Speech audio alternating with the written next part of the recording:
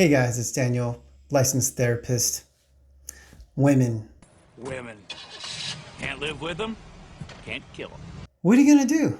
A paradox for the ages, but not really. I know dating and finding the right person in this day and age can be a very confusing endeavor, but hey, that's why your guy, the professional, is there for you. I am out here for you. There's a lot of information and advice out there regarding dating, but is it any good? Rich Cooper was on the Soscast and he was giving his advice on what kind of women to avoid. And I'm here to give you my thoughts on it. And at the end, I'll give him a grade. Let's get into it. How can men vet women better? Because, listen, full disclosure, I'm not a car guy. I don't have hobbies. I'm not doing rock climbing. I'm not going mountain climbing. I live in South Beach. I don't go surfing. I don't collect baseball cards. I like to do three things. I like to hang out with my homies. I like to make money and do shit. And I like to hang out with hot chicks. Period. End of story. You now know Saws. So we men have a weakness for pretty women, no doubt. Whether they're right for you or wrong for you, men have this weakness. This is how civilization continues to prevail, is because men have babies and children. So I guess my question when it comes to vetting women, what women should men steer clear of no matter what, especially in a long-term relationship? And if you do want a long-term relationship, what type of women should you pursue or run towards in your life? So who should you avoid and who should you go towards as a man? That is such an excellent question. And they say that who you choose to marry is going to be the most important decision you make in your life. And hey, I feel like far too few people actually ask that question. I think you'd be surprised. So I love that he's asking the question. And he says that men have a weakness for pretty women. And sure, I think that we'd all agree with that. Men love pretty women. But I think too many men make their decision based on that criteria or other criteria like chemistry, and we just get along. And hey, there is nothing wrong with wanting a pretty wife. But I will say that if you're using that as the only criteria, not a great plan. You are playing with fire, my friend. It's kind of like saying, I want to buy this computer because I like the color. I would recommend avoiding any of the women that have a load of red flags that aren't being worked on. So if you don't know what the red flags are, it's in my book. You don't have to get the book. You can opt into my email list and get it for free. Just go to my channel and it's there. Or maybe the admin team can put it below in the video. Sure. So that's really what you should be vetting. Rich Cooper, well-spoken, intelligent, successful. He seems like the type of person we should be listening to, right? But you know what? When I find people like this, I always wonder, how are their own personal relationships? Because I know a lot of people who can be successful in business can have disastrous personal relationships. But you know what? We don't judge advice on the advice giver. We just look at his advice. And I have to say, I agree with this 100%. We should avoid people with red flags. And Rich Cooper here is saying that he has his list of red flags. And I went ahead and looked them up. And I have to say, I think it's a pretty good list. Some of the things I agree right out 100%. Such as daddy issues, violent, extreme jealousy, addictions. And then there are some where I would question, and some that I think are just kind of funny, such as feminism or poor with money. I'm actually very surprised that being fat isn't on the list. But overall, I feel like I do like his list.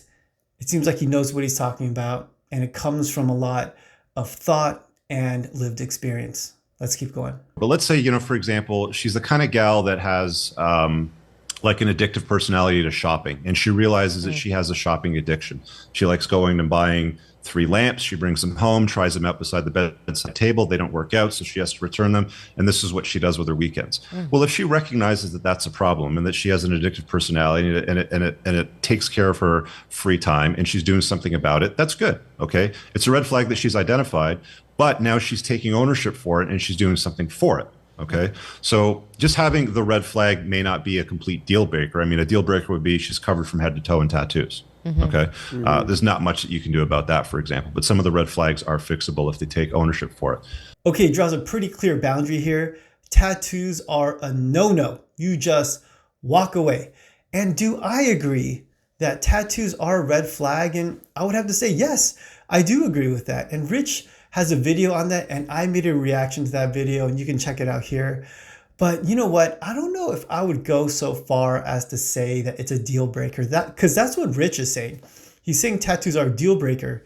You just don't go there. But I would say it's more of a red flag and that it indicates something. Generally, when I see someone covered in tattoos, I see someone that maybe just doesn't care about themselves enough, and they just make these decisions that are impulsive, or they don't like themselves, and so they have to alter their body.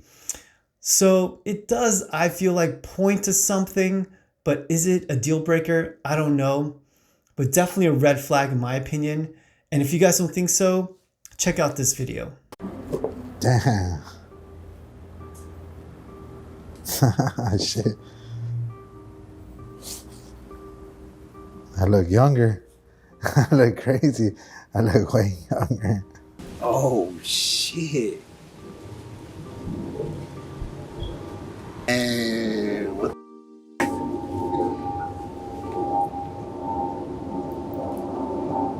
Damn, this is what I could have looked like.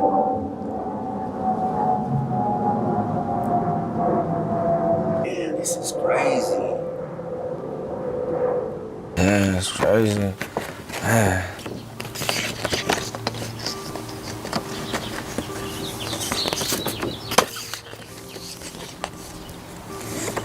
The word that practically all of these people use is crazy.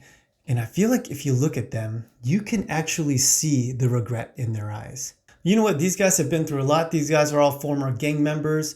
But I believe that these guys are representative of the really tatted up people out there. But before that, Rich goes on to say, hey, if someone is working on their red flags, then that's a good thing. And I agree that that's a good thing.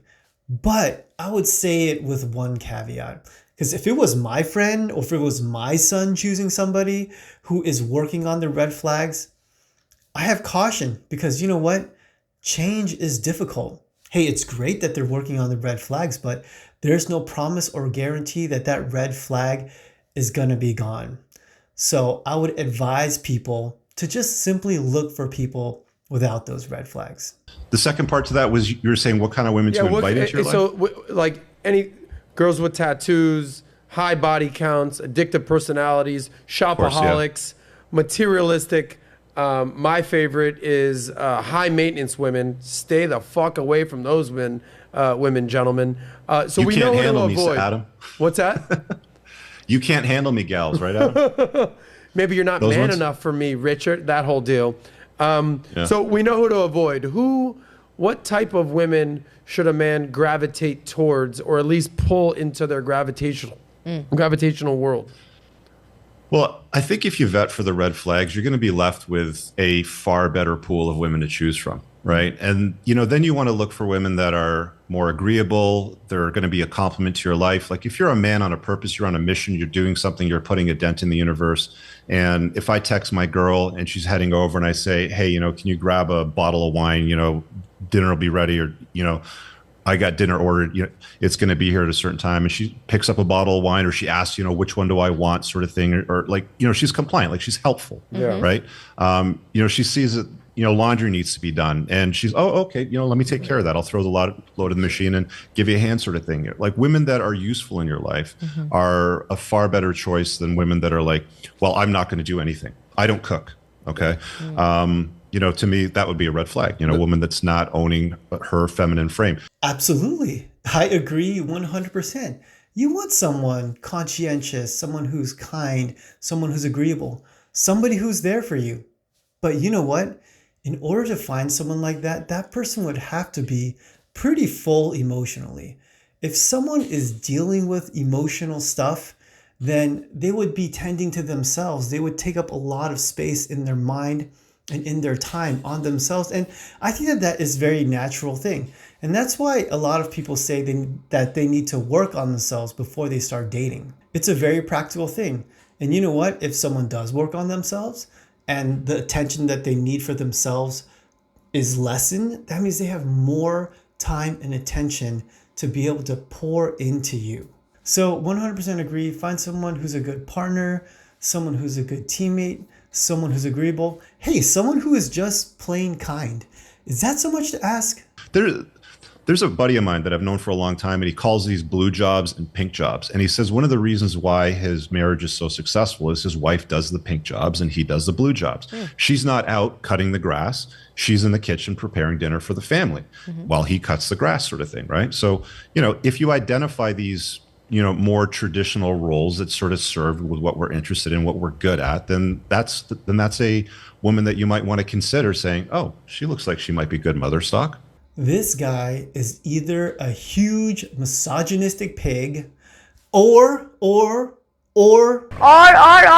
don't know, he's making a lot of sense. You know what? I generally agree with traditional gender roles. It doesn't have to be strict, but I think that if there is some kind of division of labor that makes it easier for the household, like what he's describing, it probably would run smoother. But that's not some kind of psychological issue. That's just a very practical thing that we'd want to evaluate in our partner to line up. But you know what? No matter how much things line up, there is going to be something that doesn't line up. So what I'm more interested in is how does that couple work through something where they don't line up? Fit is great. And I think that we should look for that. But what I think is just as, if not more important, is how do we navigate it when things don't fit? But I think that's what Rich was talking about before when he's talking about agreeableness. And if you just find a good partner, we can figure those things out. Yeah, I think, we're identifying, vetting women and identifying the type of women that you should steer clear of and the women that you should avoid versus the women that you should have in your life. The more and more I think about this kind of stuff, this is a financial podcast that really highlights how money affects dating, relationships, who you marry, all that fun stuff. The more and more I have these conversations with bright, philosophers like yourself, the more I realize that like the same terminology in money also applies to dating. As example, you want a woman in your life who is an asset, not a liability, right? And that's a lot of times what these red flags in women is. They create chaos in your life. They become a liability versus someone who's useful, willing to do the pink jobs, so to speak, while you can do the blue jobs. And she's an asset in your life, and that's how you can grow your kingdom. I like this analogy. I think it really makes it clear. Is this person in my life into the future going to be an asset or a liability? The cool thing about this analogy is it's very future oriented. You're looking down the road to see if this person is going to add or detract from your life. I think a lot of times people aren't future thinking enough. They get caught up in the here and now. They think this person is pretty. They're attracted to them. They think that they have chemistry, and they neglect the evaluation process. And I think if we look at dating as a job interview, the job of being my spouse, and if we know what to look for, then I think that really sets us up for a good marriage and a good life. You know what? I really like what these guys are saying. I think it is very solid advice. And in my opinion, if you follow their advice, if you take dating as an evaluation process and use Rich's list or whatever they're talking about, I think generally you're going to make a good decision. So if I were to give these guys a grade, I would probably give them a nice solid B. But what do you guys think? I would love to hear your thoughts in the comments. And if you have anything you want me to react to, leave it in the comments down there. Thanks for watching, you guys. You guys are amazing. I'll see you next time.